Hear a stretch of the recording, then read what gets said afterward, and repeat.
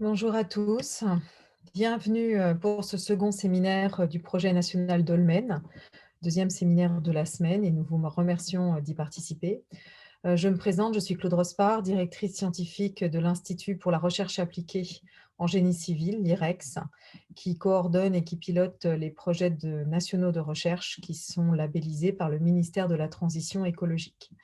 Aujourd'hui, nous vous présentons donc un tout nouveau, le projet national Dolmen, et nous sommes accueillis par Indura, qui m'aidera à coordonner ce projet au sein de la région Auvergne-Rhône-Alpes.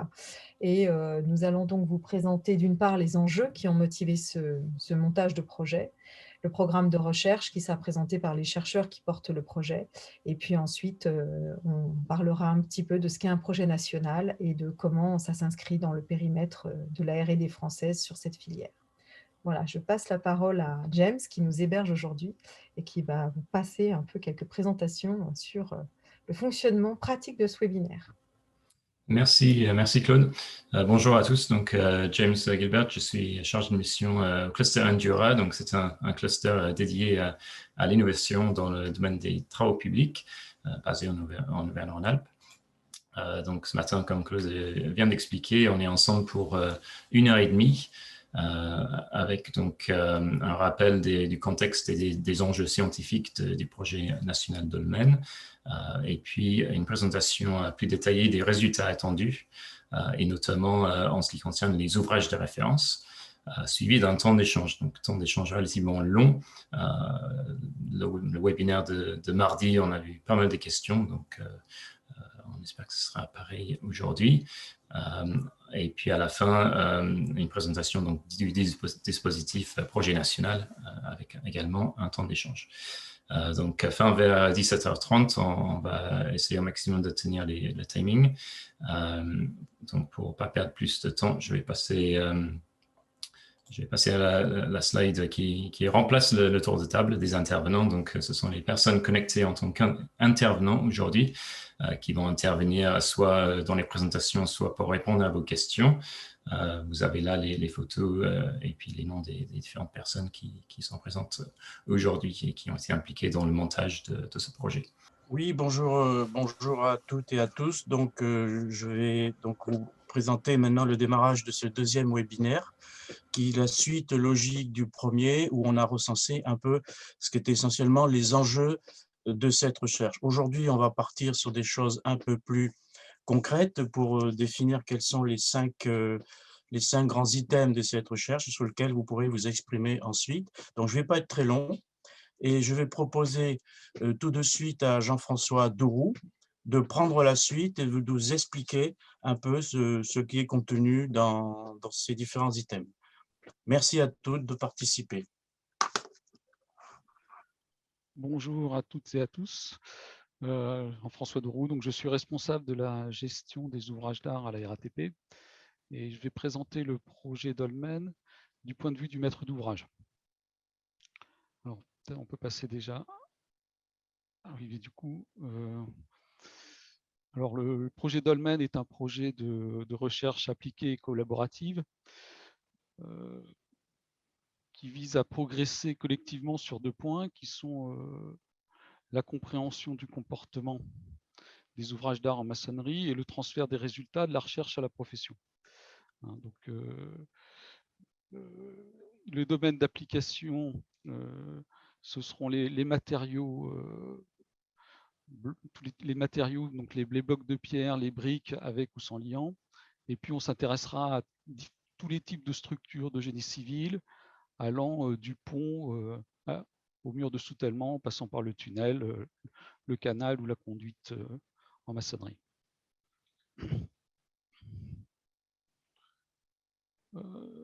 Le projet a été labellisé projet national le 16 décembre 2020 lors du CODOR du réseau recherche appliquée en génie civil. Et les actions de recherche sont réparties sur 5 axes, avec 2 axes transversaux. Alors les 5 axes de recherche ont été présentés en détail lors du webinaire du 16 mars. Et Et donc, si vous avez un besoin de plus d'informations plus détaillées, je vous inviterai à le regarder. Je vais quand même les reprendre. L'axe 1 va caractériser le matériau composite maçonnerie.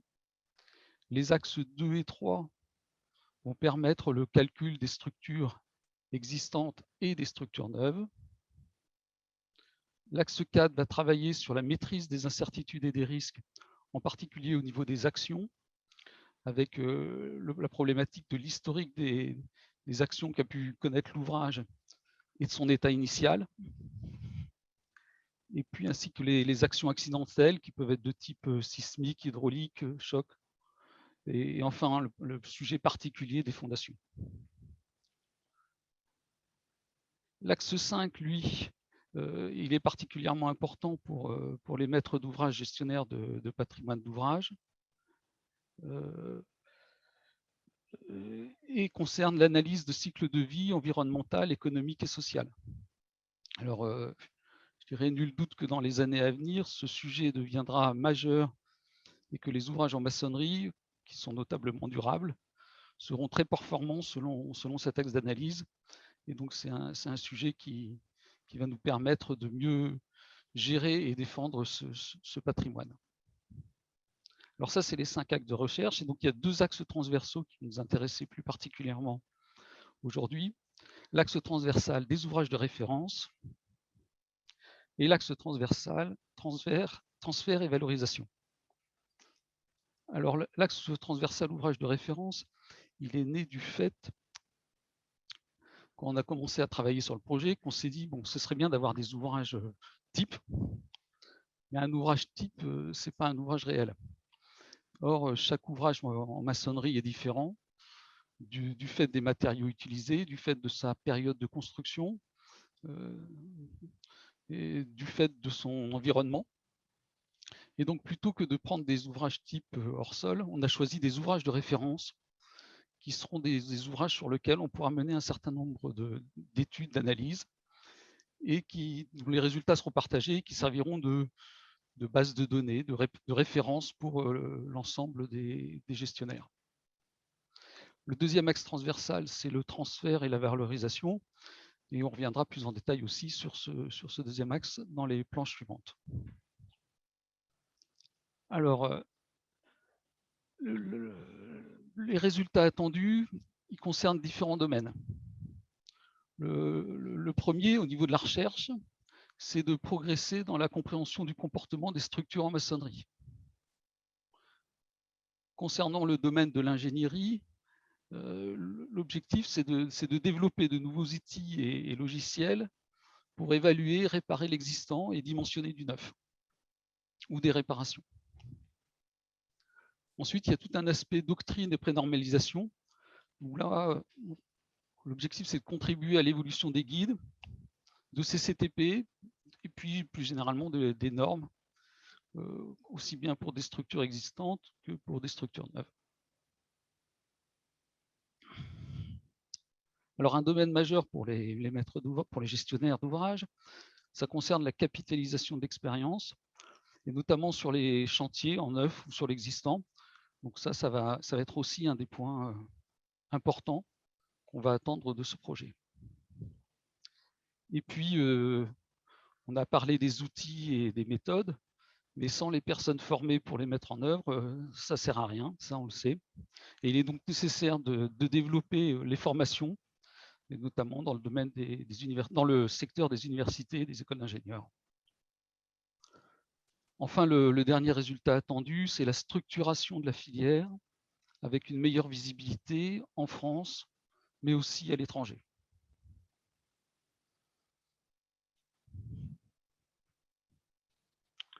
Alors, de manière encore plus concrète, les outils et logiciels de transfert attendus sont détaillés ici. Donc, ça concernera aussi des bases de données, matériaux et structures, des logiciels de calcul avancés pourront être utilisés par les ingénieries spécialisées, des logiciels de calcul métier qui, eux, viseront un public plus large. Et puis, ça pourra être des formules ou abacs de dimensionnement pour une utilisation vraiment quotidienne. Ensuite, la partie guide et doctrine. Parmi les objectifs fixés, il y a la révision du guide AFGC sur les ouvrages existants. Contribuer à la rédaction d'un guide ouvrage neuf. Et puis, de manière générale, contribuer à l'évolution de la doctrine sur les ouvrages. Il faut savoir qu'on est dans une période où les eurocodes sur les structures existantes sont en cours d'élaboration. Ça va prendre du temps et il est fort probable que les résultats de notre recherche pourront s'appliquer lors des révisions des eurocodes et de la prise en compte des structures existantes. Enfin, concernant la formation, les choses qu'on peut imaginer, ce seraient des éléments de base pour des modules ou des travaux dirigés, et puis un outil simple d'apprentissage qui pourrait être utilisé par les étudiants.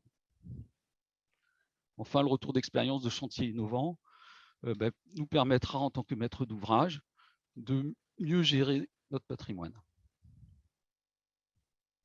Alors maintenant, pourquoi et en quoi consiste la participation au projet? Alors, je dirais pour tous les partenaires, il y a d'abord le partage d'expériences et les échanges qu'on va pouvoir avoir. Ensuite, il y a la validation du programme, des orientations stratégiques et du budget. Et enfin, la participation au projet garantit l'accès à l'ensemble des résultats sans discrimination. Alors, pour les partenaires qui souhaitent aller plus loin et devenir membres actifs, ils peuvent proposer des ouvrages de référence qui serviront de démonstrateurs. Par exemple, si vous êtes le gestionnaire du bel ouvrage sur la droite, eh ben, vous pouvez le proposer. Et ça permettra d'établir donc une liste d'ouvrages de référence sur lesquels on pourra appliquer les différents axes de recherche. Alors, concernant l'ouvrage, l'axe ouvrage de référence, on va recueillir l'expérience des maîtres d'ouvrage. Alors, dans un aspect statistique sur le nombre d'ouvrages, l'état des ouvrages, etc. Mais aussi dans le partage des pratiques, et puis dans l'expression des besoins qui vont orienter les 5 axes de recherche dont j'ai parlé tout à l'heure. Il va donc y avoir la proposition de cas d'études réels, avec des vrais ouvrages, pour appliquer une sélection d'actions de recherche et constituer une base de données d'ouvrages avec les résultats de ces actions. Et pour terminer cette partie de présentation, chaque gestionnaire d'ouvrage chaque gestionnaire d'ouvrage pourra proposer différents types d'ouvrages, des ponts, des murs, des tunnels, des quais, barrages, conduites, tout ce qui est ouvrage en maçonnerie de génie civil, avec des ouvrages qui eux aussi peuvent être de tout type. On a cité routier, ferroviaire, hydraulique, production d'énergie, et puis les matériaux constitutifs qui peuvent être de la pierre, granit, donc là on a calcaire, schiste, mais aussi la brique, et puis chaux, ciment, et puis ça peut être aussi sans liant, hein, on l'a dit au début. L'objectif, c'est d'avoir une localisation géographique le plus variée possible pour avoir des ouvrages le plus représentatifs possible. Un ouvrage construit avec la brique à Toulouse sera assez différent d'un ouvrage construit en granit en Bretagne ou d'un ouvrage en calcaire dans l'Est de la France. Donc l'objectif, c'est d'avoir différents types d'ouvrages pour différentes fonctions et différentes localisations qui permettent à chaque gestionnaire de retrouver dans la liste des ouvrages traités des ouvrages sur lesquels il peut faire référence pour la problématique qu'il a. Alors en termes de durée de service, un des objectifs, c'est donc de rétablir la capacité à faire des ouvrages neufs en maçonnerie. Mais on va aussi chercher des ouvrages en service. Et puis, si jamais, en tant que maître d'ouvrage, vous avez des ouvrages qui sont destinés à la démolition, ce seraient des outils d'étude particulièrement importants et intéressants pour mener les différents axes de recherche. Mais enfin, chaque maître d'ouvrage va arriver avec ses besoins spécifiques qui peuvent aller d'un état structurel défaillant à un changement d'usage, l'évaluation d'un risque type sismique ou hydraulique, une problématique de dimensionnement, une problématique de déformabilité. Enfin, la liste peut être très longue. Et donc, pour terminer cette présentation, les ouvrages de référence pourront avoir plusieurs applications. Il appartiendra au maître d'ouvrage de choisir ceux qui l'intéressent, sachant que je pense qu'en tant que maître d'ouvrage, on aura intérêt à ce que ce soit le plus large possible, avec partant du référencement dans une base de données, de la recherche documentaire et du dossier d'ouvrage. J'ai mis une petite photo là sur une des premières lignes de chemin de fer en France. C'est toujours intéressant de retrouver tout l'historique de construction des ouvrages, est très riche. Ensuite, il y a les aspects auscultation, interne, externe, relevé géométrique, sondage non destructif, carottage. Il peut y avoir une dimension instrumentation et essai de chargement. Un des sujets bien sûr essentiels, c'est la comparaison des méthodes de calcul. À chaque fois, on va s'efforcer de comparer la méthode de calcul de dimensionnement qui avait été utilisée, si on la retrouve, ou sinon les règles qui étaient d'usage à l'époque. Des méthodes de calcul simples qui vont être, par exemple, de type calcul à la rupture, ligne de pression, et puis des méthodes de calcul plus évoluées, méthodes aux éléments finis, méthodes aux éléments discrets, enfin tout ce que la recherche le domaine de la recherche pourra nous apporter comme éclairage sur nos ouvrages. Et l'idée, c'est bien de comparer ces méthodes, parce que je suis assez convaincu qu'il n'y a pas un niveau de sécurité, enfin que les différentes méthodes ne fourniront pas le même niveau de sécurité. En fait, le niveau de sécurité de l'ouvrage, il peut être approché, et il peut être approché que par plusieurs études, et que chaque étude est plus ou moins conventionnelle et fournira un certain niveau de sécurité, et qu'il appartiendra ensuite de comparer. Et c'est un des points majeurs de tout ce programme de recherche, de pouvoir justement comparer les différentes méthodes. Et puis le dernier point dont on avait parlé déjà tout à l'heure, un peu en détail, c'est tout ce qui est l'analyse en cycle de vie, parce que ces ouvrages, ils sont particulièrement robustes. Alors celui que j'ai représenté sur la droite, c'est un ouvrage donc, qui a été construit en 1847 et qui est toujours exploité par une ligne de RER. Donc ce sont des ouvrages qui peuvent durer bien au-delà des 100 ans de durée de vie,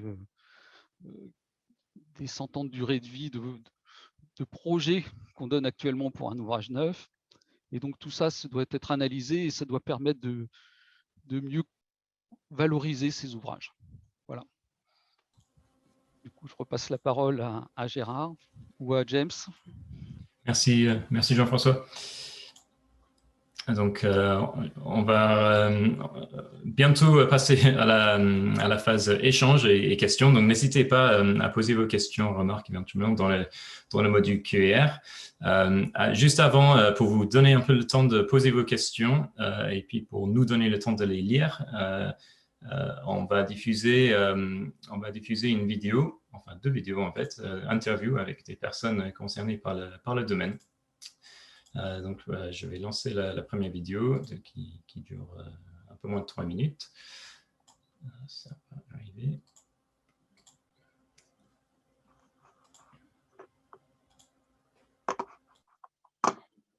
Le pont en maçonnerie, c'est un peu l'ouvrage oublié de nos routes de campagne. Et pourtant, il est partout.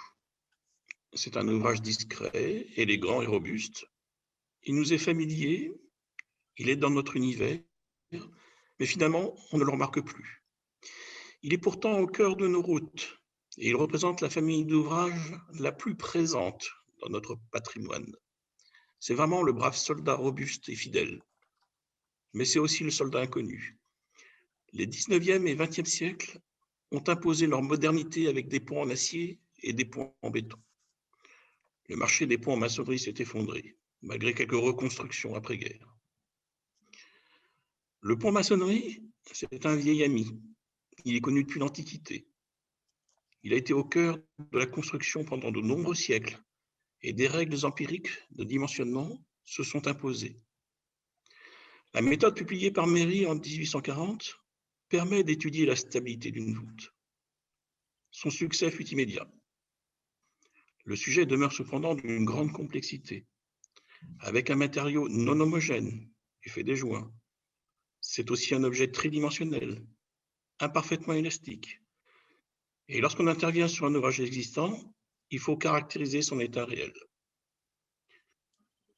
Les ouvrages existants souffrent forcément d'imperfections, des imperfections géométriques, des lacunes de maçonnerie, des défauts de jointoiement, des tassements d'appui, le vieillissement des matériaux, et alors l'analyse devient vraiment bien complexe. Les Eurocodes sont certes bien adaptés aux ouvrages neufs, mais ils n'ont été nullement pensés pour la gestion du patrimoine existant. Leur application stricte pourrait condamner inutilement bien des ouvrages à des réparations ou à la démolition. Il y a urgence à intervenir pour préserver ce patrimoine si fortement ancré dans notre histoire et dans notre paysage. L'ambition collective du projet Dolmen est à la hauteur des besoins et des défis à relever. Elle vise à remettre le sujet de la maçonnerie au cœur de la préoccupation de la profession pour aboutir à des démarches innovantes et fiabiliser l'analyse de ces ouvrages au grand bénéfice de tous. Le choix du nom du projet, Dolmen, est symbolique et symbolise bien la maçonnerie dans sa composante imposante et éternelle. Alors un grand merci aux si nombreux partenaires qui se joignent à ce projet. Et je souhaite une grande réussite à ce projet auquel le CEREMA apportera toute sa compétence et tout son appui. Voilà, donc maintenant, on va passer une deuxième vidéo. C'est un extrait d'un interview réalisé avec Jean-Claude Morel de l'ENTPE. Donc, vous allez pouvoir visionner la vidéo en entier sur le site du projet Dolmen, donc après ce webinaire.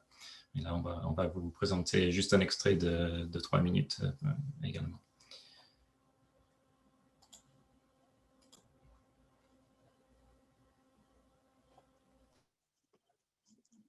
Les ouvrages en maçonnerie, il existe assez de connaissances scientifiques fondamentales et d'outils numériques, de mon point de vue. Alors bien sûr, on peut toujours faire plus de recherches, mais ici, je pense qu'il y a un enjeu important, c'est déjà de faire fructifier ces recherches qui existent pour les appliquer en pratique. Donc il existe de nombreux chercheurs qui ont des compétences utiles pour une meilleure connaissance des maçonneries. Et je pense qu'on arrive à une maturité de tous les niveaux, c'est-à-dire du niveau de l'artisan en passant par le chercheur et le maître d'ouvrage, puisque depuis les années 72, depuis 1972, est paru le rapport Meadows du MIT qui a sonné en fait le déclenchement de l'évaluation environnementale avec ce rapport qui titrait « Halte à la croissance » en français. Donc depuis ce temps-là, les esprits ont quand même évolué de la société, même jusqu'au niveau de nos gouvernants. Alors, le bon sens montre que les maçonneries de pierre ou de briques ont des atouts forts pour la construction nouvelle dans le cadre de nouveaux concepts de l'économie, hein, qu'on peut aussi appeler économie circulaire. Dans le cadre des nouveaux développements du développement durable, justement, c'est le cas de le dire, avec les 17 buts de développement durable de l'ONU, l'Organisation des Nations Unies. Il y a d'autres concepts aussi qui sont mis en avant par des organisations intergouvernementales, notamment pour défendre la biodiversité. Alors on en a beaucoup parlé récemment. Ce sont encore d'autres concepts qui sont mis en avant avec les Nature Contribution to People. Voilà, donc il y a énormément de développements en cours qui vont être favorables à la maçonnerie, mais encore faut-il pouvoir quantifier ces atouts et diffuser ces connaissances parmi les parties prenantes. Alors, donc il y a des chercheurs qui travaillent aussi sur les maçonneries pour ces aspects de potentialité d'être des ouvrages très bas carbone et donc de répondre à la demande contemporaine de combat contre le changement climatique. Le travail de transfert des connaissances reste à faire et il ne peut pas être le seul fait des chercheurs. Maintenant, j'invite tous les intervenants à réactiver caméra et micro pour la partie échange, la première partie échange.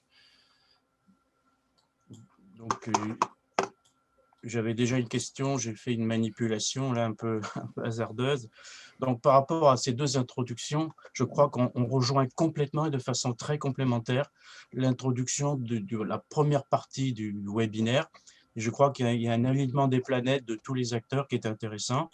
Et je vous invite aussi donc à aller regarder les deux premiers webinaires qui avaient été faits, je crois, c'était fin de l'année dernière, concernant la présentation de la maçonnerie par Jean-François Deroux, et un autre sujet sur le développement durable et l'économie de la pierre, parce qu'on n'imagine pas ce qu'est l'économie de la pierre. C'est quelque chose de révolutionnaire qu'il faut maintenant développer.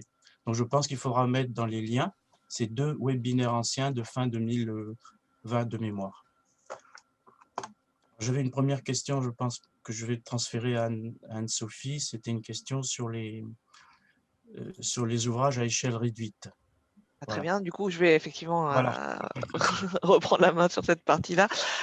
Donc, sur les tests envisagés, effectivement, dans la partie, là, vraiment, axe de recherche, avant d'aller sur les ouvrages réels, sur les cas d'études, il est prévu, effectivement, de faire des tests, des expérimentations sur des ouvrages à échelle réduite et à échelle 1, mais des ouvrages de laboratoire, des choses où on contrôle beaucoup mieux l'environnement finalement du test, pour justement valider les modèles sur un environnement contrôlé, pour vérifier vraiment la validité du modèle à proprement parler, avant de passer à la validation sur des ouvrages réels qui serait là cette fois-ci l'adéquation entre le modèle et l'étape d'adéquation entre le modèle et l'ouvrage réel. Donc sur cette partie-là, oui, on a bien prévu ça dans la partie programme de recherche. Et puis, tant que j'ai la main, je vais je vais poursuivre sur la première question, sur la base de données des matériaux.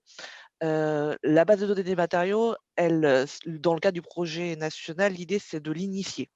C'est déjà d'une part d'essayer de recenser toutes les bases de données existantes. On a cité lors du webinaire de mardi, la base du BRGM, du CTMNC, mais des compagnons du devoir, il en existe plein d'autres. Donc l'idée, c'est déjà de pouvoir les recenser, de pouvoir, si possible, renvoyer vers ces bases de données-là, et donc d'initier de surcroît, dans le cadre du projet national, une base de données qui portera sur les matériaux qui seront finalement les matériaux des ouvrages de référence. Donc c'est en ça que finalement, on a aussi besoin des ouvrages de référence pour ça, pour lancer la base de données propre au PN, pour alimenter ou pour aller venir compléter des bases de données existantes avec des données, des caractéristiques mécaniques par exemple, mais aussi physiques ou physico-chimiques, sur des matériaux, et ce sont vraiment les matériaux utilisés dans les ouvrages de référence. Donc soit parce qu'on aura retrouvé les carrières ou les briqueteries d'origine, soit parce que justement on pourra faire des prélèvements sur l'ouvrage, soit parce qu'on aura trouvé des correspondances avec des matériaux neufs, mais qui ont des caractéristiques proches de celles qui sont en place dans l'ouvrage, que l'on pourra alimenter cette base de données, et on espère qu'elle sera ensuite, même à l'issue du projet, utile, et qu'elle continuera à vivre même à l'issue du projet. C'est Jean-François qui a levé la main aussi pour répondre à des questions. Oui, alors il y a une première question qui est sur dont une idée du nombre d'ouvrages de référence attendus au cours du projet. Alors j'avoue que c'est un sujet qu'on n'a jamais discuté du nombre, mais c'est une bonne question. Selon moi, je pense qu'une vingtaine d'ouvrages de référence, sachant qu'on s'intéresse à différents types de structures, me semblerait un ordre de grandeur qui permettrait de faire des études assez poussées. Voilà, après, peut-être entre 10 et 50, suivant les velléités de chacun. Et voilà. Après, si on a des ouvrages, si on se limite à des études simples, on peut étudier pas mal d'ouvrages. Sur les études plus complexes, de toute manière, on sera amené à se limiter et à choisir. Puis il y avait une deuxième question. Est-ce que les ouvrages doivent être documentés? Alors, il est prévu dans la phase d'analyse une recherche de documentation. Donc, on fera. L'idée, c'est de faire avec ce qui est disponible et puis d'aller rechercher au maximum la documentation existante. Des fois, on peut avoir des bonnes surprises sur certains ouvrages, pas toujours. Puis ensuite, je ne sais pas, Anne-Sophie, tu veux peut-être compléter, mais on pourra aussi se référer à des types d'ouvrages et des types de constructions qui se pratiquent à une époque. Dans la partie des recherches, effectivement, on a vraiment un volet de recherche type recherche archéologique, recherche d'archives, qui justement sera l'occasion de développer, de créer ou de consolider des méthodologies qui ont déjà cours pour les monuments historiques, sachant qu'effectivement, on n'est pas sur le même type d'archivage pour des ouvrages, notamment pour les ouvrages, je pense aux ouvrages routiers qui ont changé de domanialité, d'ailleurs pas que les ouvrages routiers, hein, qui ont sur des ouvrages de génie civil qui ont changé de domanialité assez fréquemment. Mais l'idée, ce serait effectivement de pouvoir donner aussi des méthodologies aux maîtres d'ouvrage sur comment retrouver un petit peu d'archives, ou si on ne les trouve pas justement, comment se référer à des ouvrages de la même période, de la même famille, qui pourraient donner des indications sur le sujet. Ensuite, il y a Une question sur un projet de ouais. ressources partagées porté Alors, par... je n'ai pour ma part effectivement pas connaissance de ce projet. Je ne sais pas si d'autres autour de la table ont connaissance de ce projet-là. Mais en tout cas, oui, je pense que la partie géosourcée, on n'est pas biosourcée pour la pierre, mais géosourcée fait partie enfin, voilà, se croise. On a des affinités communes clairement avec ce domaine-là, et on regardera sur les partenariats ou les échanges qu'on peut mener de ce côté-là. Donc, il y a une question de Jean-Pierre Villain. Bon, bonjour Jean-Pierre. Oui, la question est très pertinente parce qu'en fait, on parle de structure dans le domaine, mais forcément qu'on va les lier à un moment donné à l'autre avec tout ce qui se passe, je dirais, dessous un pont et aussi derrière un mur. Dessous un pont, on sait que les ponts anciens se sont adaptés de façon très fine avec leur environnement géotechnique. Contrairement aux ponts modernes où on n'hésite pas avec des grosses machines à un peu forcer tout ça et faire ce qu'on veut. Donc, il y a une interaction qui est très, très importante. Je pense qu'à un moment donné, il faudra effectivement réfléchir dans le cadre du projet à la meilleure façon qu'on aura demain à détecter les anomalies dans les fondations. Parce que je crois que Jean-Pierre, tu l'as évoqué déjà, c'est avec le réchauffement climatique, on voit des étiages de plus en plus bas et ça va forcément poser des problèmes dans les fondations et donc dans les structures. Donc, s'occuper des structures sans s'occuper des fondations, à mon avis, il faudra y arriver vite. On est entièrement d'accord. Je poserai la même question sur les murs. Les murs, ils sont assez dépendants, les spécialistes vont nous le dire, les chercheurs, des poussées. Dans les poussées, il y a cette fameuse cohésion que l'on néglige toujours. Or, c'est parce qu'on la néglige souvent que les murs, on nous dit qu'ils ne tiennent pas.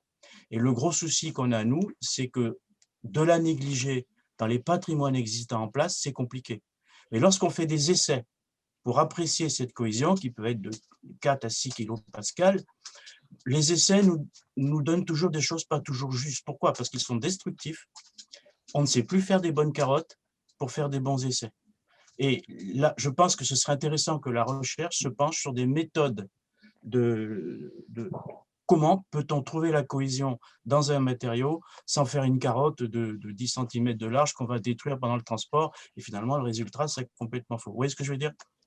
C'est un autre aspect de la recherche qui est très important pour nous et qui nous amènerait des solutions pour le mur existant. Donc oui, Jean-Pierre, il faut se poser aussi toutes ces questions. Denis, tu veux ajouter quelque chose au sujet en tout cas du projet de recherche qui est destiné, enfin qui a été mis en place dans le cadre de ce projet. Oui, bien sûr, il en est tout à fait question. Hein. Il y a eu, comme ça a été présenté il y a 2 jours, il y a une partie aléa sur les structures et dans aléa, il y a bien évidemment dans les aléas, il y a les chargements, il y a les conditions limites au sens large, et dans les conditions limites au sens large, il y a évidemment les défauts de fondation ou les accidents de fondation, ou tout ce qu'on veut. D'accord. Donc oui, bien évidemment, c'est dans le centre enfin dans le centre. C'est une partie importante de notre recherche dans le cadre de ce projet. Ensuite, on avait une question sur, sur les ouvrages hydrauliques. Est-ce qu'ils font bien partie du projet? Et il y avait aussi une question, j'ai vu dans le chat, sur les barrages. Donc oui, on confirme. Donc on couvre tous les ouvrages de maçonnerie du génie civil, y compris les ouvrages hydrauliques, donc qui ont en plus des particularités en termes de chargement notamment. Donc si les maîtres d'ouvrage veulent nous proposer des ouvrages hydrauliques, des barrages, des canaux, des écluses, des aqueducs, on est tout à fait preneur. Ça augmentera un peu le panel d'ouvrages de référence qu'on aura. Et donc, pour compléter aussi sur cette partie ouvrage de référence, on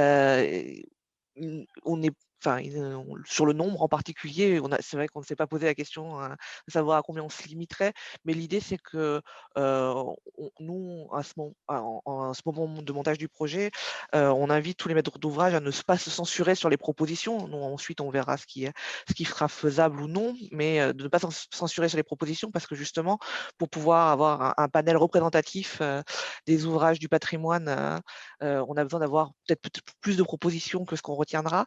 Et sur ce qu'on retiendra, on ne sera peut-être pas obligé de faire toutes les recherches, d'appliquer toutes les actions de recherche de tous les axes de recherche sur tous les ouvrages. Ça peut être, certaines peuvent servir jusqu'à la partie justement recherche de documentation. Donc effectivement, s'il y a peu de documentation, ben voilà, ceux-là ils serviront peut-être juste à la partie recherche archive, d'autres serviront au calcul, d'autres serviront aux essais. On peut avoir quelque chose de très complémentaire à ce niveau-là. Jean-Louis Michoutet nous en propose déjà 3 en direct. C'est parfait. Ensuite, on a une question sur les ouvrages mixtes. Ouais.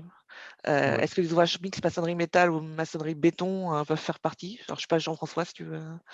Moi, je pense que oui. À partir du moment où il y a une culée en maçonnerie, c'est un mur de soutènement en maçonnerie qui reçoit en plus des charges verticales. Et puis, je pense que les piles en maçonnerie, effectivement, on en a pas mal dans nos ouvrages, hein, des ouvrages anciens où les piles datent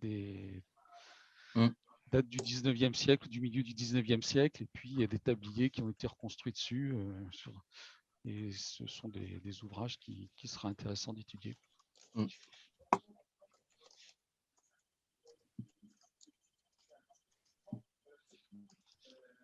Alors, en fait, ce serait peut-être intéressant parce qu'en fait, je vois qu'il y a des services qui proposent des ouvrages de référence. Ce serait peut-être intéressant d'expliquer peut-être tout de suite un peu la méthodologie, comment vous comptez vous y prendre, peut-être. Alors sur la méthodologie, donc à l'issue de ces webinaires, on va ouvrir l'accès à un espace de travail pour l'instant, hein, on est encore en phase d'échange, hein, mais on aura un espace de travail pour que vous retrouviez déjà tous les documents qui ont été déjà établis, et surtout sur les webinaires, aussi bien ceux de la fin 2020 que les liens vers les webinaires, aussi bien ceux de la fin 2020 que ceux de maintenant, pour qu'on puisse commencer vraiment à bâtir le contenu plus concrètement du projet national d'ici à son lancement au mois de juin, sachant que bien évidemment, une fois le lancement effectif, on continuera à travailler sur le projet.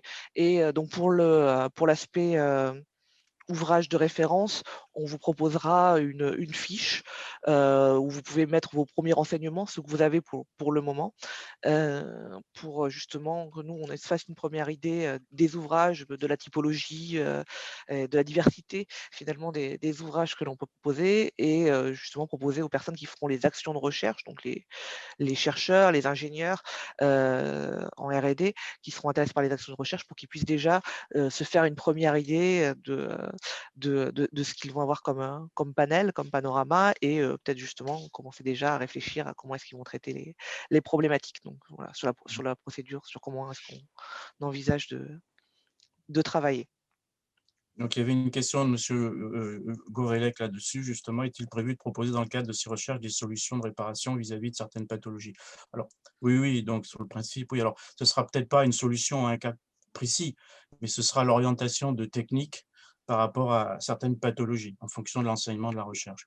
Parce que ce qu'on constate aujourd'hui, malheureusement, c'est que souvent on adopte une technique parce qu'on connaît cette technique-là, sans qu'elle soit forcément adaptée à la pathologie à traiter. C'est un peu le problème de la formation aussi, on rejoint aussi la formation. Ok. Bah, si, on a une main levée, je crois, parmi les spectateurs. Comment tu vois ça? C'était peut-être une fausse manip, je crois. D'accord. Peut-être qu'on peut passer à la partie suivante. Comme ça laissera le temps de revenir à des questions ensuite, s'il y en a d'autres qui arrivent, à la partie présentation du dispositif projet national.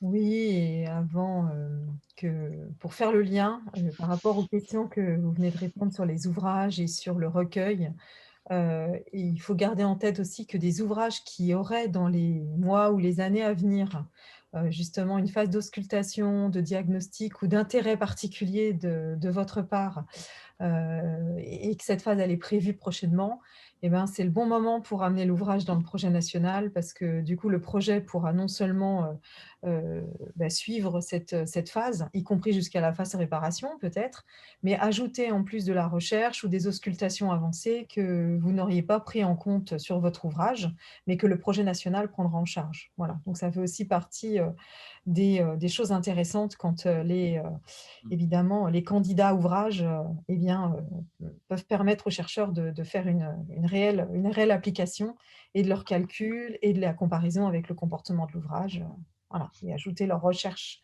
sur un besoin de toute façon d'entretien.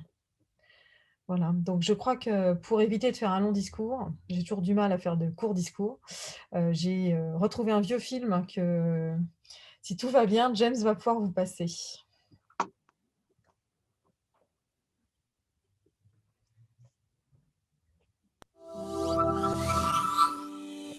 Un projet national est un dispositif spécifique de mise en œuvre de la recherche collaborative et de l'innovation dans le domaine de la construction. Soutenus par l'État, les projets nationaux rassemblent les acteurs participant à la conception, à la construction et à la gestion des infrastructures et offrent un cadre unique, souple et adapté aux recherches multipartenaires. Les projets nationaux revêtent un caractère concret et participatif. Chaque projet regroupe entre 30 et 50 partenaires. Des maîtres d'ouvrage publics ou privés, des ingénieries et bureaux d'études, des entreprises de travaux, des industries productrices de matières premières ou de composants de la construction, des organismes de recherche publics ou privés. Les projets s'appuient sur des études et recherches en laboratoire, des réunions d'échange et de partage, et vont jusqu'à la réalisation de chantiers expérimentaux en collaboration avec les maîtres d'ouvrage. Ils aboutissent à la doctrine technique partagée sous la forme de livrables opérationnels, par exemple des guides et recommandations ou des propositions d'évolution de normes.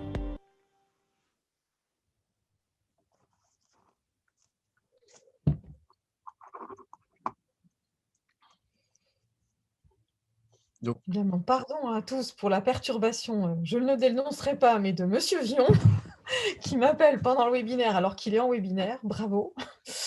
Donc je vais compléter un petit peu ce qui a été dit dans ce film et le reprendre rapidement sur les aspects qui sont pertinents pour le projet. Donc je vais essayer de partager mon écran. Est-ce que ça fonctionne? Oui, ça va pas. C'est bon. Ok, parfait. Donc, qu'est-ce qu'un projet national? Le film vous l'a un peu dit, hein, c'est un projet collaboratif multipartenarial. Et de ce point de vue-là, vous avez aussi compris que C'était essentiellement un cadre particulier qui concerne, alors on parle de construction dans le film parce que je pense que ça avait été fait il y a quelques années. Aujourd'hui, on parlerait plutôt de génie civil, d'urbanisme et de tout ce qui touche aux filières des TP également. L'objet du projet national de recherche, c'est bien de regrouper des partenaires, certes, mais de regrouper le plus possible tous les intervenants d'une filière pour faire avancer la connaissance sur cette filière. Donc, c'est pour pousser une technologie, c'est pour pousser des connaissances et c'est pour faire le lien entre la recherche académique, qui nécessite des connaissances, qui apporte en fait ces connaissances scientifiques, les transmettre sous forme de doctrine technique et donc participer en fait à l'évolution des technologies, au déploiement des innovations d'une filière. Donc dans le cas d'une maçonnerie, on n'est plus vraiment dans de l'innovation très, voilà, on est plutôt sur des réapprentissages en fait de culture ancienne, mais le besoin de partage entre l'académie et puis la filière est important. On l'a bien entendu tout à l'heure et donc on est complètement dans le domaine du projet national et c'est sur cette base que ce projet a été labellisé par le ministère de la Transition écologique qui coordonne avec nous, avec l'IREX, l'ensemble des projets nationaux de la filière. Voilà. Donc, au-delà de ça, pour vous informer un peu si vous ne connaissez pas l'IREX, hein, parce que c'est vrai qu'historiquement, on a beaucoup travaillé avec les acteurs des routes, on a beaucoup travaillé avec les acteurs aussi du béton, beaucoup avec le CEREMA sur les ouvrages d'art. On travaille un peu moins sur les matériaux géosourcés.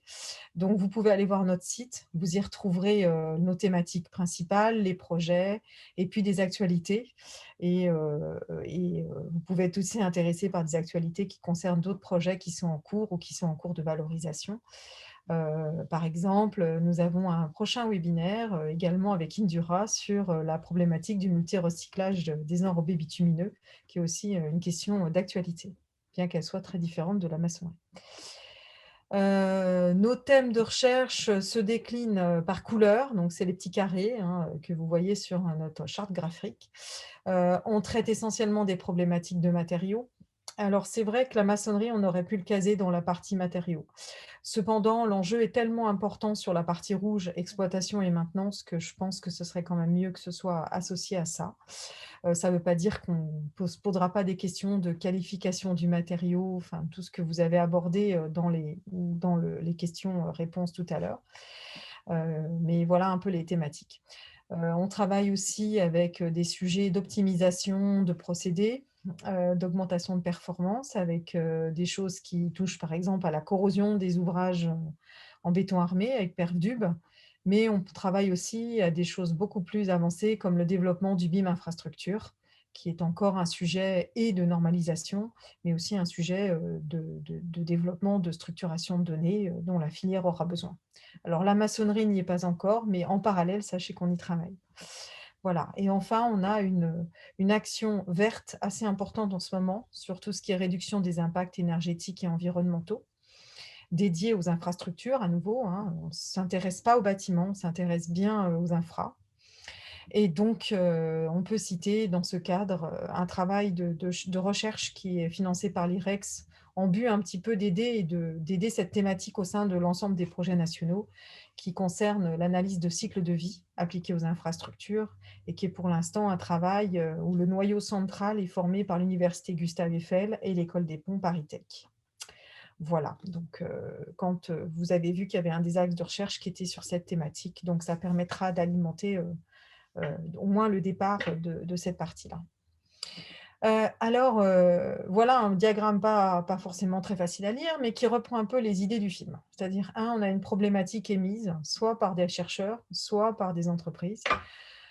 On forme un groupe autour de cette question et on arrive à une rédaction de notes d'opportunité. Toutes les actions rouges, c'est un peu les actions de l'IREX qui sont transversales pour accompagner cette idée, finalement, et la faire mûrir jusqu'à la formation d'un comité de pilotage qui est en général composé à la fois de sachants scientifiques et de professionnels qui ont les besoins. Et donc, c'est bien ceux qu'on a autour de la table aujourd'hui, qui rédige un état de l'art et une étude de faisabilité. Donc, comme vous l'avez vu, il y a une remarque sur un projet qui pouvait être intéressant à ramener dans l'état de l'art. Donc, on est bien là pour compléter, si nécessaire, cette étude aujourd'hui, et puis améliorer le projet qu'on vous a présenté. Bon, cependant, c'est déjà un projet assez mature et il a été présenté au dernier comité d'orientation du ministère et donc labellisé sous la forme de projet national, donc expertisé en ce sens et labellisé. Donc on en est à la dernière petite ligne rouge, c'est-à-dire qu'on est en train de monter le processus. Un ANR a été déposé pour compléter la partie projet national avec des sujets beaucoup plus amont, beaucoup plus dédiés à la recherche scientifique.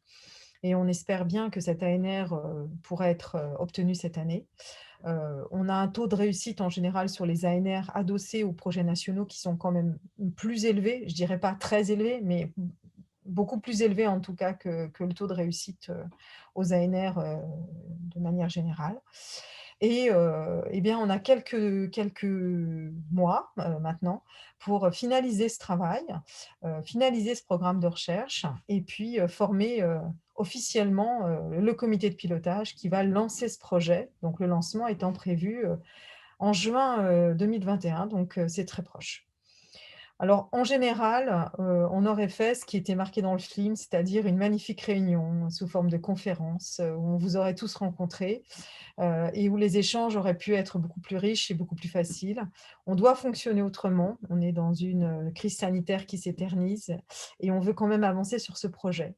Donc, on va faire encore quelques webinaires et en parallèle, eh bien, on espère qu'avec vos remarques et l'enrichissement à travers un site, donc c'est un peu neutre, mais bon, à travers un site d'échange, eh bien, on puisse avoir la matière qui permette de faire ce lancement en juin. Alors en juin, il y a 2 événements importants. Il y a GC 2021 et puis il y a les Journées nationales de la maçonnerie. Donc c'est lors de cette semaine, adossé à l'un de ces 2 événements, que nous essaierons d'organiser l'assemblée constitutive du projet. Alors au-delà de ce sujet, comme je vous l'ai dit, le principe du projet national, c'est de fédérer tout le monde. Donc on aimerait bien avoir tout le monde autour de la table. Pour vous motiver, au-delà d'apporter des ouvrages, bien entendu, et puis de participer éventuellement aux travaux de recherche pour les chercheurs qui sont aujourd'hui sur le webinaire, on a une charte d'adhésion. Pourquoi? Parce que, en fait, le projet est ouvert à tous et au contraire, il faut qu'évidemment, il rassemble le maximum de partenaires, mais il faut aussi que ces partenaires puissent travailler en toute sérénité, en mode collaboratif et non concurrentiel au sein de ce projet. Et donc, pendant la durée de déroulement du projet, une fois que je dirais le projet sera un petit peu lancé, seuls les signataires de la charte qui auront adhéré pourront avoir accès aux données, aux résultats du PN et donc donner leur avis sur cet avancement de projet et le suivre. Si dans un cas contraire, c'est toujours un peu délicat et c'est vraiment le mode de fonctionnement du projet national. Ça se veut vraiment collaboratif et puis ça travaille. Et quand ça travaille, après, l'objectif, c'est que ça travaille sereinement, vraiment dans ce mode multipartenarial et non concurrentiel qui nous amène vraiment à une doctrine qui soit pertinente à la fin du projet. Voilà, donc cette charte, elle garantit déjà la confidentialité sur la durée du projet. Toutes les diffusions et les publications sont soumises à l'approbation du comité de pilotage. Je rassure tout de suite les chercheurs, en général, ils sont, au contraire, dès que les résultats sont connus, ils sont bien entendu faciles, ils ont une facilité de publication, hein, voilà, tout en faisant référence au projet national, bien sûr. Alors, pour que le projet fonctionne, il doit y avoir une cotisation qui soit associée à ce projet. Et en fonction de votre catégorie, en fait, de typologie d'entreprise ou de laboratoire de recherche, vous avez un taux de cotisation qui est assez faible en fait pour les universitaires et qui est un peu plus élevé pour les grandes entreprises. C'est le jeu de la charte, enfin du tableau de fonctionnement de l'IREX qui est le même pour l'ensemble des projets nationaux.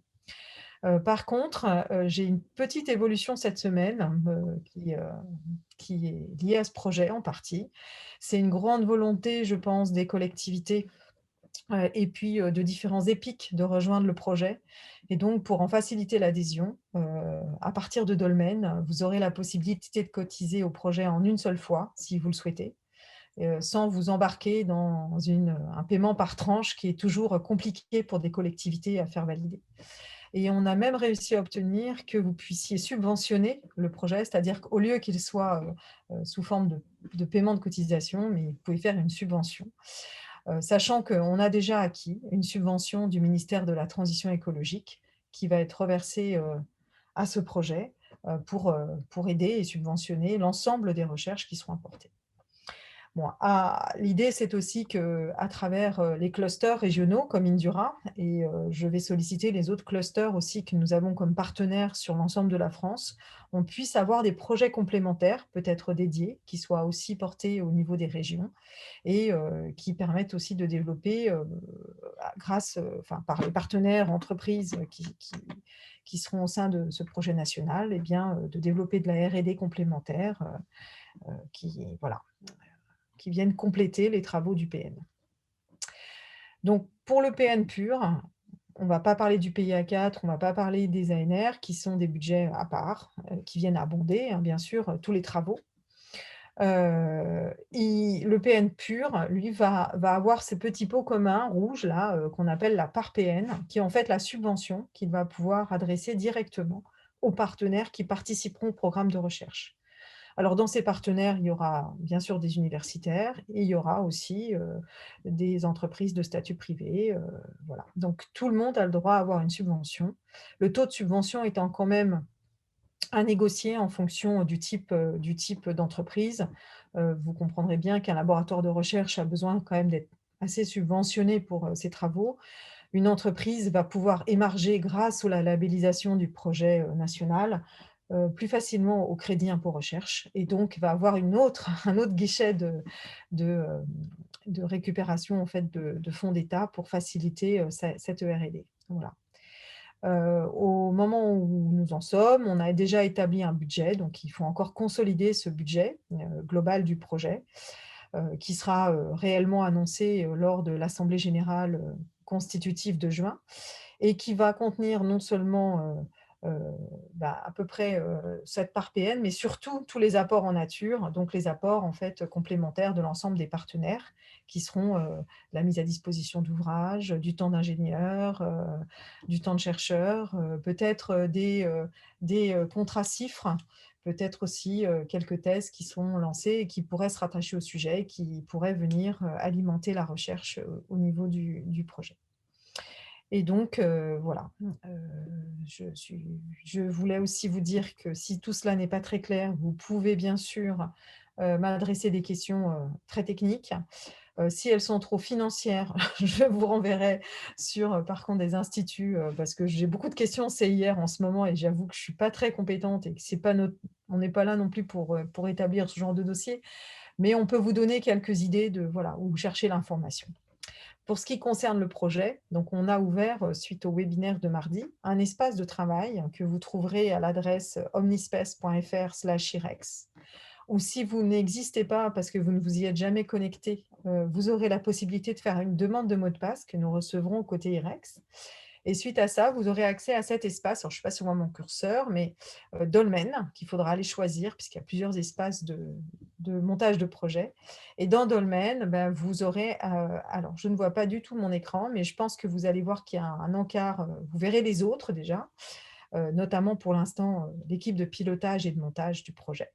Et puis, à côté, un petit gestionnaire de fichiers dans lequel, en cliquant, vous verrez l'arborescence, ce qui permet de déposer déjà de l'information et puis d'aller voir de l'information et peut-être de réagir aussi sur toutes les informations du projet pour aider au montage. En tout cas, n'hésitez pas à vous y inscrire parce qu'on va vous solliciter, comme on ne peut pas faire de réunion physique pour l'instant, on vous sollicitera essentiellement par cet espace-là. Donc, si vous êtes intéressé par avoir de l'information d'actualité sur ce montage, eh bien, connectez-vous. Voilà. OK. Alors, je n'ai pas vu arriver les questions, puisque comme c'est moi qui projetais… Il y en a une pour Denis Garnier. Pardon, je vous montre. Pardon. Il n'a rien à voir et je voudrais départager. J'ai trouvé. Voilà. Denis, tu vois, tu voulais répondre à une question? Oui. Monsieur Gastiaret. Oui, pour savoir, parce que Qui la effectue… question est de savoir voilà, qui qui va concrètement, c'est le terme exact, qui va concrètement faire les recherches dans le cadre de ce projet? Eh bien, je vais faire une réponse.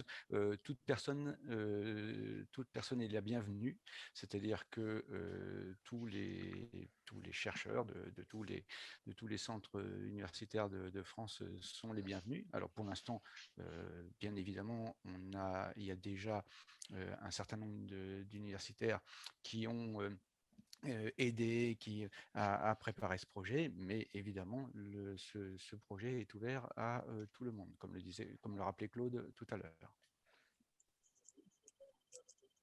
C'est même tout l'inverse pour les chercheurs, c'est important de leur préciser, c'est même tout l'inverse de l'ANR, où il faut être entre, je dirais, une équipe soudée et complémentaire, mais assez restreinte. Là, c'est l'inverse. Aujourd'hui, au contraire, tout le monde peut participer et c'est bien l'objet du projet national. Et pourra, s'il souhaite être un partenaire actif, il y a 2 types de partenaires, bien sûr, il y a ceux qui sont intéressés à la question et qui veulent voir l'avancement, et puis il y a ceux qui vont vraiment travailler et passer du temps de travail et se rattacher à un GT. Dans ce cas, effectivement, ils auront droit à une subvention comme tout projet de recherche. Je crois qu'il y a une question pour toi, Claude. Ah oui, l'adhésion à l'IREX. Alors, Ouais. l'adhésion à l'IREX, ça n'a rien à voir avec l'adhésion au projet national. Vous pouvez adhérer au projet national sans adhérer à l'IREX. L'adhésion à l'IREX, par contre, pour ceux qui sont intéressés par plusieurs thématiques sur lesquelles on pilote de la R&D, ça vous donne des réductions, en fait, sur chaque adhésion au projet. Voilà. Donc, il y a certaines entreprises qu'on a quasiment systématiquement sur 3 ou 4 PN en parallèle. Donc forcément, ils sont adhérents à l'IREX et du coup, ils ont un petit… C'est pour ça que dans la charte, dans la diapo, vous voyez deux tarifs affichés. Mais il n'y a pas d'obligation à être adhérent à l'IREX. Voilà. Il faut aussi que je vous dise qu'on est en train de monter un système d'animation qui est transversal au projet, parce qu'on sent qu'il y a des questions d'actualité sur lesquelles il faut aussi avoir plus de transfert d'informations et de valorisation du travail qui se fait dans les PN.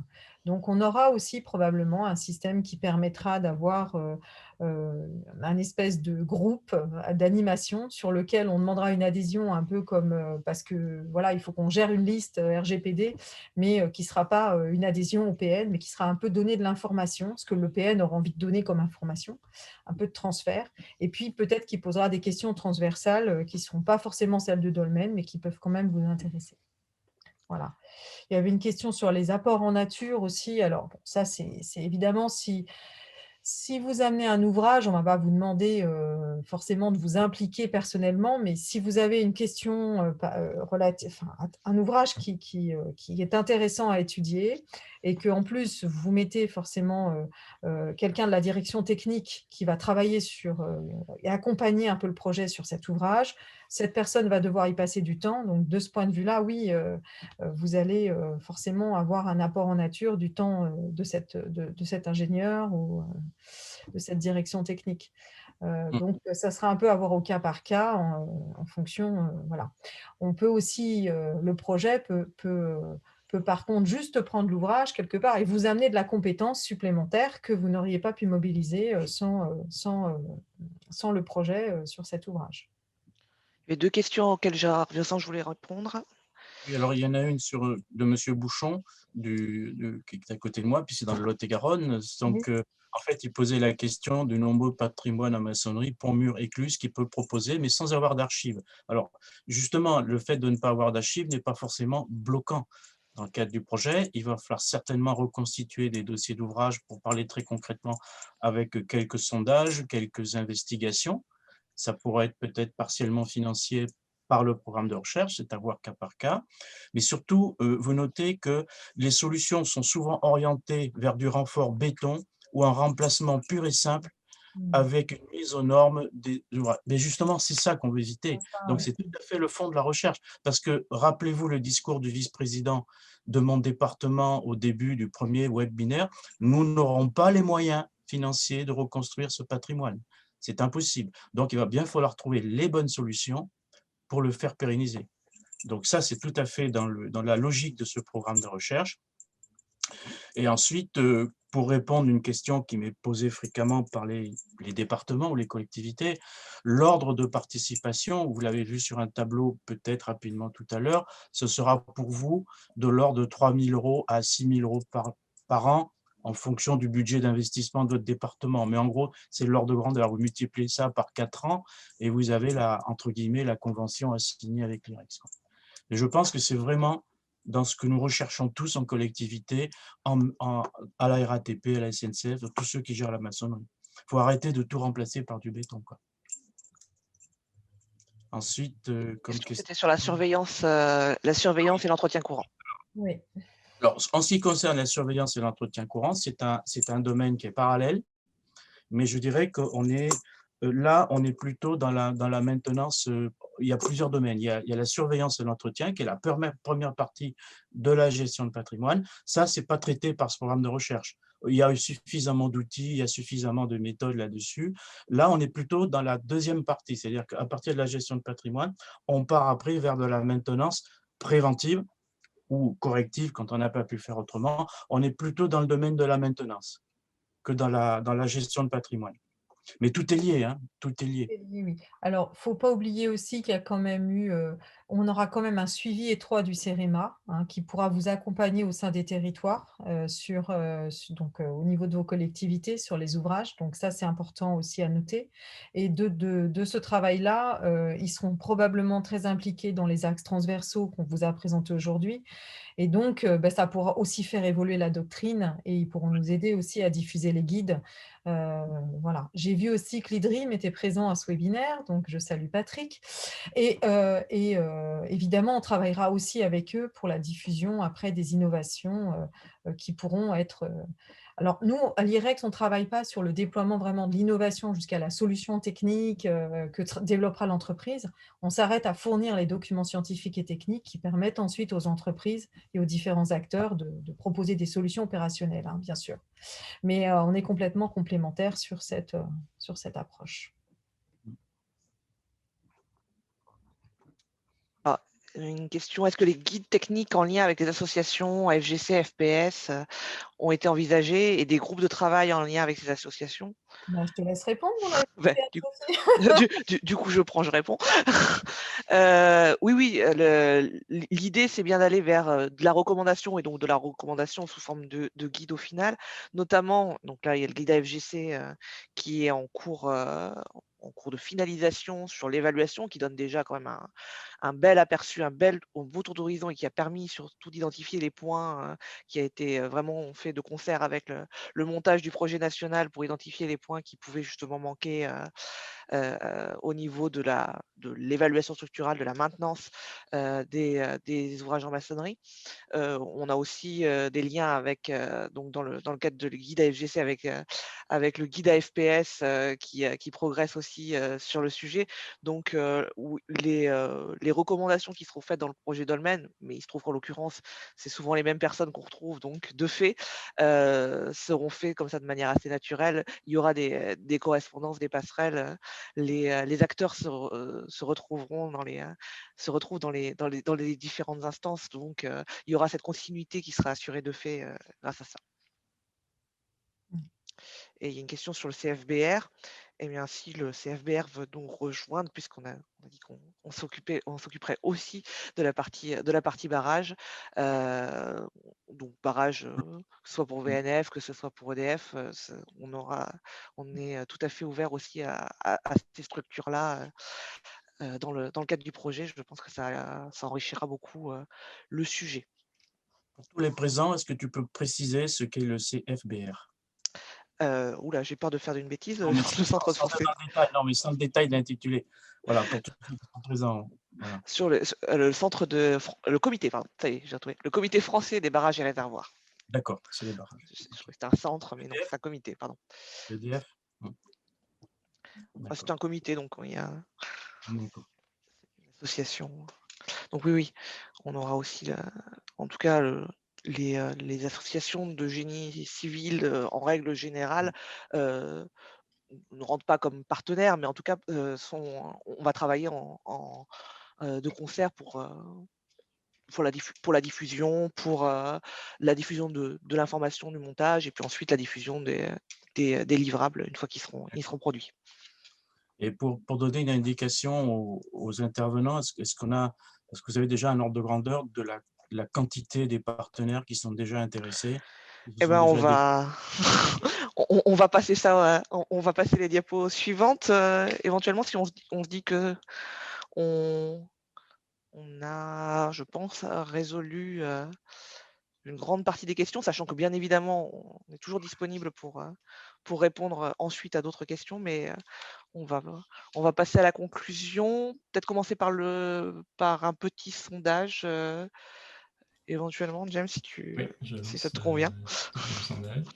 Et puis, comme ça, je parlerai un petit peu en même temps et ça permettra de laisser le temps de réponse aux questions.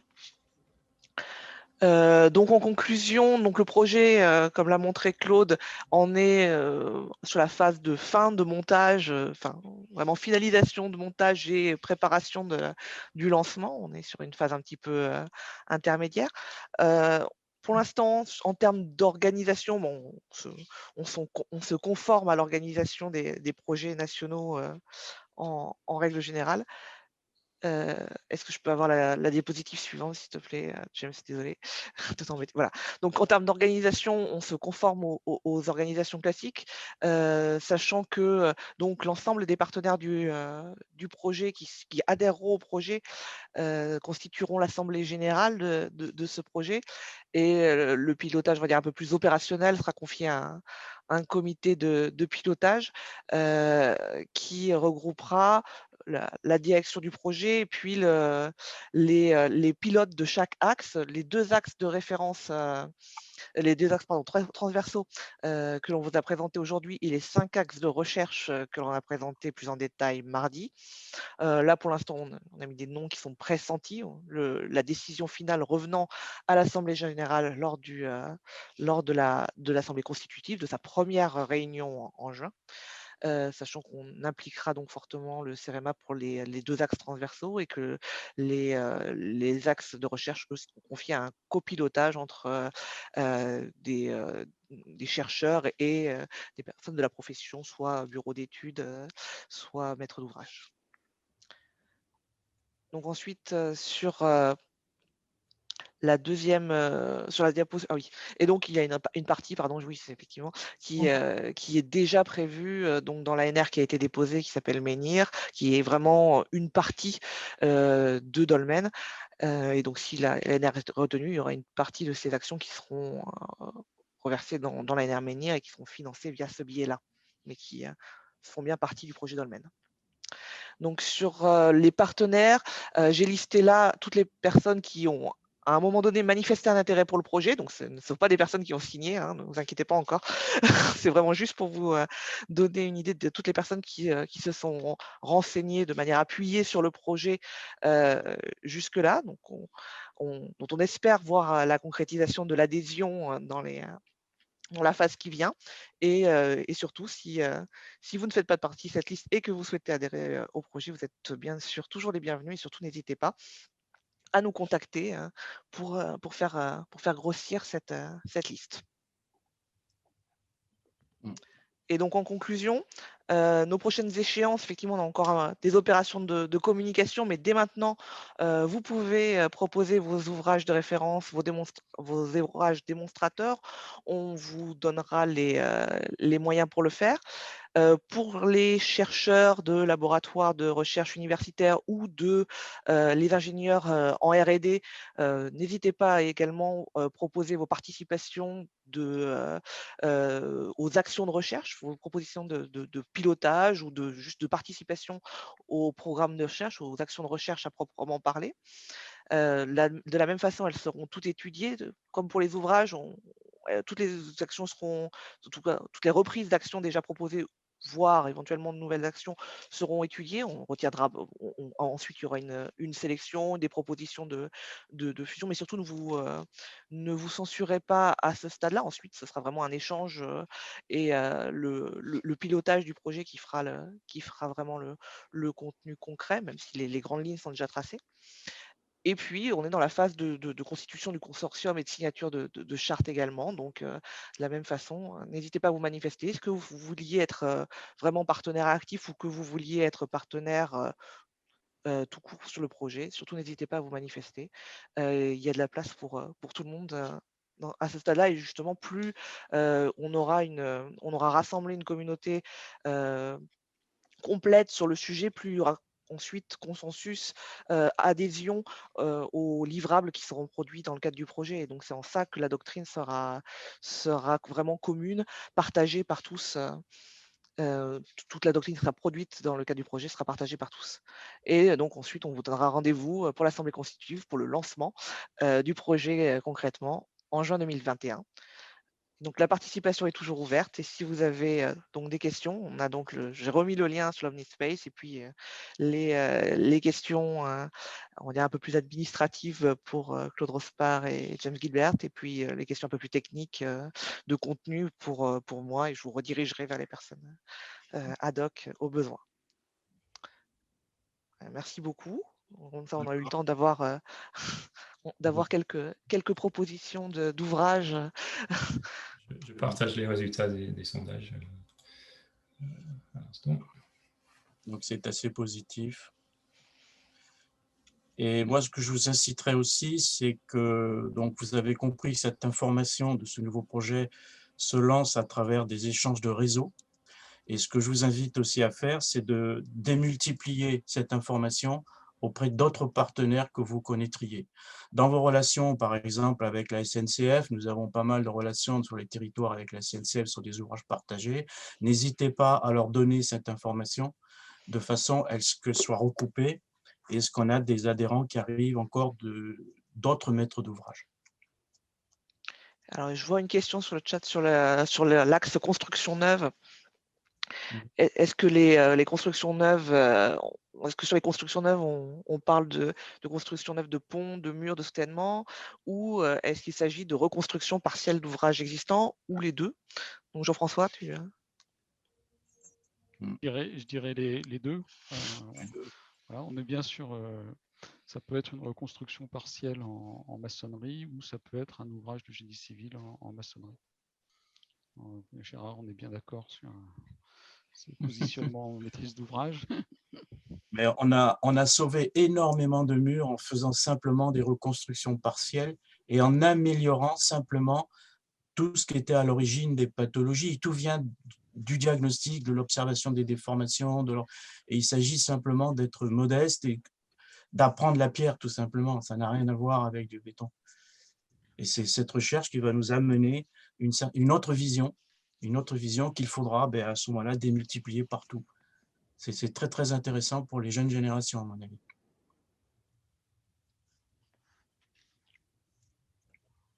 Eh bien, si on n'a pas d'autres questions, je pense qu'il ne nous reste plus qu'à vous remercier d'avoir assisté à ces webinaires, vous rappeler que donc on essaiera de les mettre en ligne rapidement et que vous puissiez le diffuser aux personnes qui n'auraient pas pu assister à ces webinaires ou voir ou revoir les parties qui vous intéressent.